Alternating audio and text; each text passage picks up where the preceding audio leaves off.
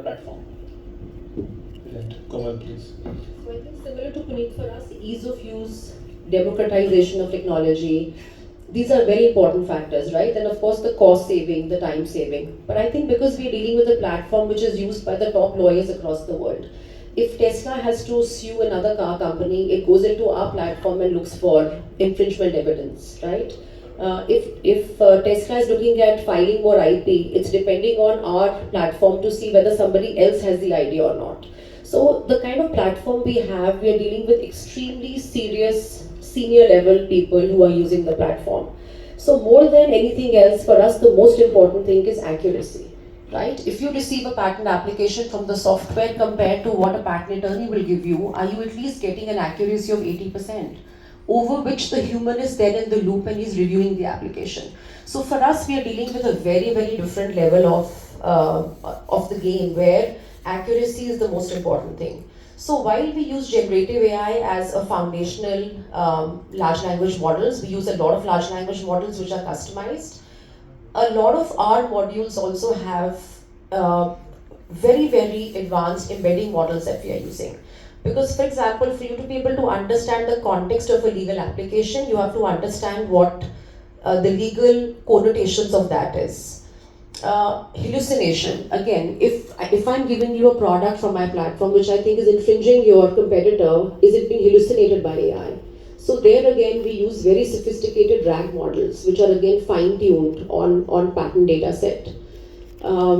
Again, we use a lot of image models, right? A lot of image technology where if there are a lot of images in a patent application, it's also able to read through those with text so that nothing there is left out. So I think it really depends on the use case of every enterprise. We can't say that a generic generative AI or a generic large language model will work in all the cases. I think it's very important to understand what your use case is. It's very important to understand what is your objective. Is your objective just a question of digital transformation, of saving time, saving cost, or is it a much serious use case about being able to actually replace what a lawyer is doing or replace what an accountant is doing, right? And then you have to test these technologies. You have to have, like full-time people who are constantly looking at which use case is working in terms of which technology, and then throw it at your operations teams, test it again, and then probably get it in the market. So for us, more than just the ease of use, yes, our platform, anybody in the audience can use it.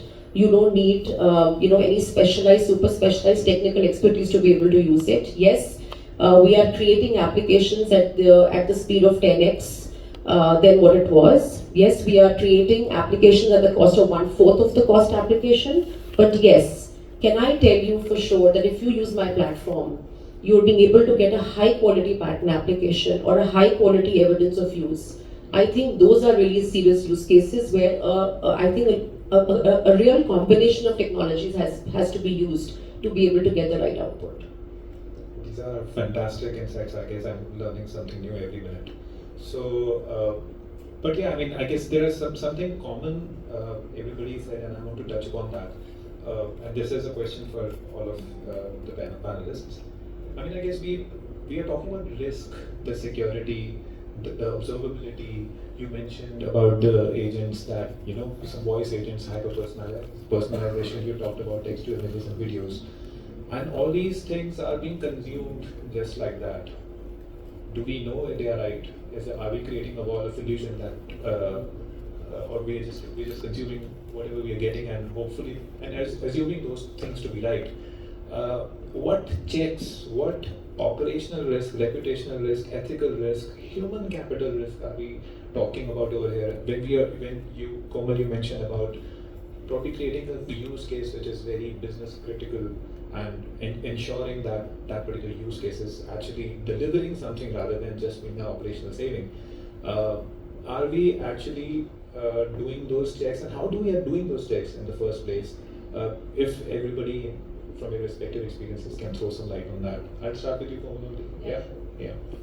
So for example, our platform is used a lot in Europe, right? So there we have to be GDPR compliant. So there are companies that take you through the entire auditing process of making sure that you have systems in place and processes in place in your platform which are GDPR compliant. There are other certifications like SOC 2 Type 2, SOC 2 Type 1. This is like, we used to have ISO certifications before, right? These people come into your platforms and make sure that it's foolproof. We also use, for example, in our case, because it's IP data again, you could be putting in an idea in my system which is completely new and the world doesn't know about it. So how do we manage that? Number one question that comes from clients would be, if I'm in Europe, are your servers based in Europe, right? Where is the data being stored? Where is the data being processed, right? Then when I'm putting in an idea, is the entire chain of thought, the chain of input, is it encrypted? Is it encrypted in transit or at rest or both?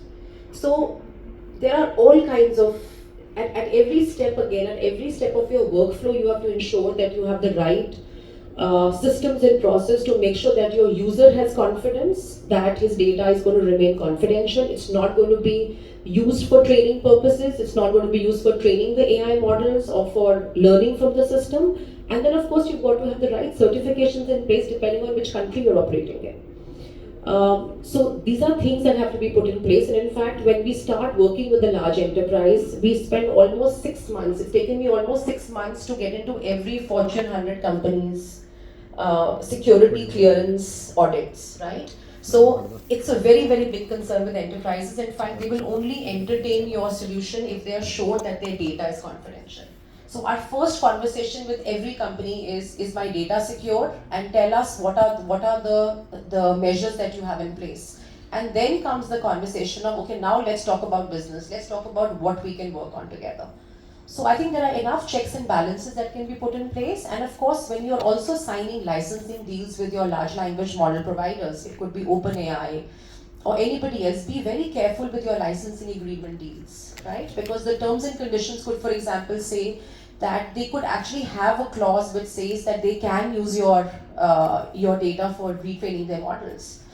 They could say that the indemnification, supposing there's a hallucination case, and who is liable to pay for that?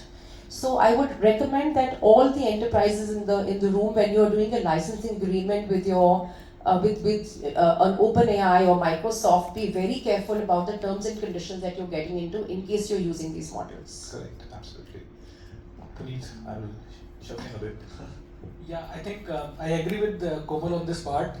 The only challenge what we have is these are all unilateral, so very less flexibility we have with the players to negotiate on the contract terms, especially in terms of security.